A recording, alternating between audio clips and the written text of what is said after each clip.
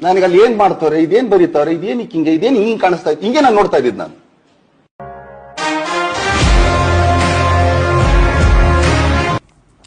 Hi ಎಲ್ರಿಗೂ ನಮಸ್ಕಾರ, ನಾನು ನಿಮ್ಮ ವಿಶ್ವ ಬಿ.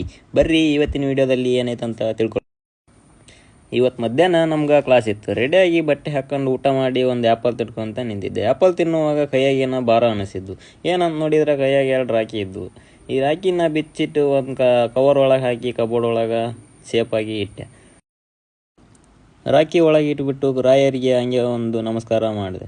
ರಾಯರಿಗೆ ನಮಸ್ಕಾರ ಮಾಡಿ ಎಲ್ಲ ಮುಗಿಸೋದ್ರು ಅಷ್ಟರಲ್ಲಿ ಟೈಮ್ 12:47 ಆಗಿತ್ತು. ಹಾಸ್ಟೆಲಿಂದ ಹೊರಗಡೆ ಬಂದು ನೋಡಿದ್ರೆ ಭಾಳ ಚಪ್ಪಲಿ ಇತ್ತು. ಎದಕ್ಕಪ್ಪ ಅಂದರೆ ಇವತ್ತು ನಮ್ಮ ಹಾಸ್ಟೆಲಾಗ ಸಾಂಸ್ಕೃತಿಕ ಕಾರ್ಯಕ್ರಮ ಇತ್ತು. ಅಷ್ಟೊತ್ತಿಗೆ ಮಳೆ ಕೂಡ ಸ್ಟಾರ್ಟ್ ಆಗಿತ್ತು. ಮಂಗಳೂರಾಗ ಒಂದ್ಸಲ ಮಳೆ ಕಾಮನ್ ಇದ್ದಂಗೆ ನೋಡ್ರಿ. ನಾನು ಛತ್ರಿ ತಗೊಂಡು ಹೊರಗಡೆ ಬಂದೆ. ಮಳೇಲಿ ನಡ್ಕೊಂಡು ಹೋಗುವಾಗ ಒಂದು ಮಾತು ನೆನಪಾಯ್ತಿತ್ತು. ಅದು ನಾನು ಹೇಳಲ್ಲ, ಇಲ್ಲಿ ಹೇಳ್ತಾರೆ. ಅನಿಸುತ್ತಿದೆ ಯಾಕೋ ಎಂದು, ನೀನೇನೇ ನನ್ನವಳೆಂದು, ಮಾಯದ ಲೋಕದಿಂದ ನನಗಾಗೇ ಬಂದವಳೆಂದು. ಆಹಾ, ಎಂಥ ಮಧುರ ಯಾತನೆ, ಕೊಲ್ಲು ಹುಡುಗಿ ಒಮ್ಮೆ ನನ್ನ ಅಗೆಸು. ವಾವ್, ಎಂತ ಮಾತಲ್ಲ. ಹಂಗೆ ಮಿನಿ ಪಾಸ್ ಕ್ರಾಸ್ ಮಾಡ್ಕೊಂಡು ಮುಂದೆ ಬಂದಾಗ ಒಂದು ಡೈಲಾಗ್ ನೆನಪಾಯ್ತು.